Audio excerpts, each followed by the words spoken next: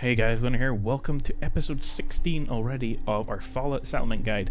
In this one, this is part 2 of our look into switches and terminals. Okay, it's a 3-part kind of mini-series within our series. And in this one, I'm just going to be showing you guys how I tried to build an automatic light switch using all of this stuff here. And the problems I've run into, and why we need an update so we can actually get it to work. Now I'm sure there's someone who's much smarter than I am can figure it out. But I've been trying for quite a while now, and I just cannot get it to work. Okay, I've been trying for a couple of days.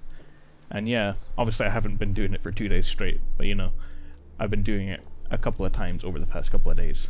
Alright, so I'm just going to go through all this and explain exactly what I've been trying. 2 different methods, one using pressure plate, and one with laser tripwire. And essentially, the problem you run into is the same for both. Okay, but I'm just going to show you both. And you will run into similar problems if you try to create anything else automatic, like this siren here. Okay? So there are ways to turn it on, but there's no way to turn it off automatically. But we will cover that. So what I tried to do was, okay, if we just start hooking up some of this stuff, connect power to the pressure plate, okay? That to a power counter, and that to the light source. Now the reason I'm doing this is because I can connect the power to the pressure plate and then just to the lights. But if we do that, then yeah, you can turn on the lights. Okay? But they will only be powered on so long as the pressure plate is powered on, because this isn't a switch, it's just kind of a conduit for the power to flow through, and it only allows it when you stand on it. So you can turn them on and off. Okay, so I tried to get around this problem by connecting the pressure plate to a switch. Okay, and we have a power counter here, and connected it to the terminal to set it to 1, which means whenever it's at 1, that allows power to go through it, and whenever it's at 0, it doesn't allow power to go through it. Alright, well, it's actually the other way around, it'd be 0 power can go through.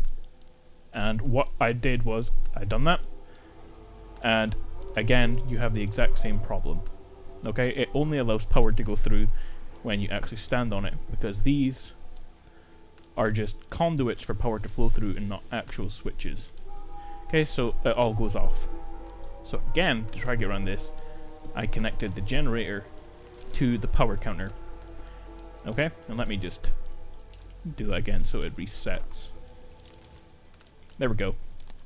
And what I was thinking here was, we can connect the lights and essentially do the opposite, okay?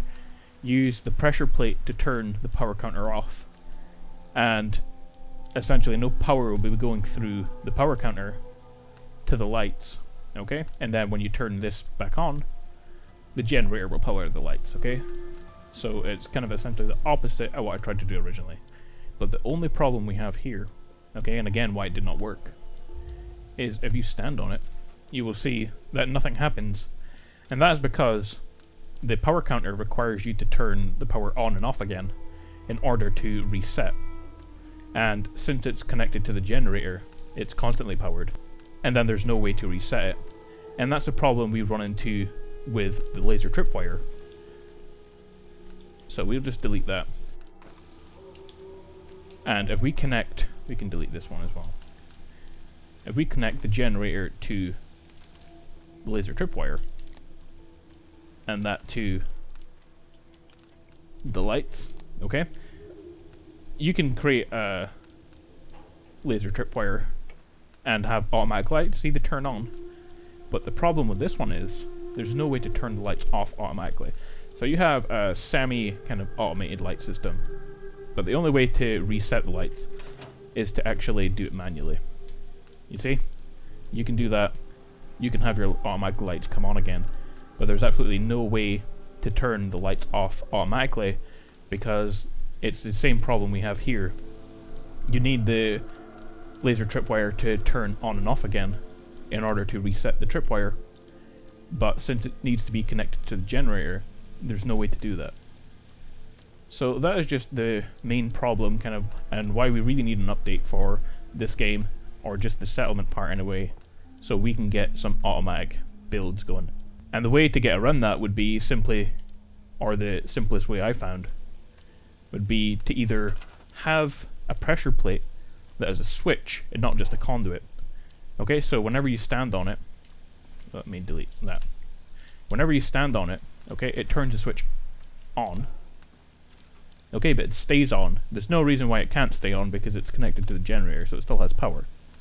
Okay, and then whenever you stand on it again, it will turn off. And that would allow us to have a really, really simple automatic light system. You'd only need the power, the pressure plate, and your lights. Okay? And that'll also open up a whole lot of other cool builds for us to make in our settlements. And essentially, you have the same problem for everything else that you try to build that's automatic. So if you connect that to the pressure plate and that to your siren, say, we can stand on it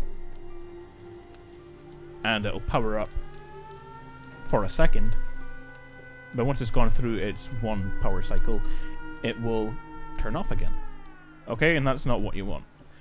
So we really need an update for this game in order to build some cool stuff, but if they do it, we can build some awesome things in our little town. Okay guys, that's everything for part 2 of our little mini-series here. In part 3, I'm just going to quickly go over the terminal. There's not much to see, but I will still cover it, and I will show you one of the plans I have to use for my city wall, and maybe some other things, okay, involving lights. Okay guys, see you next time.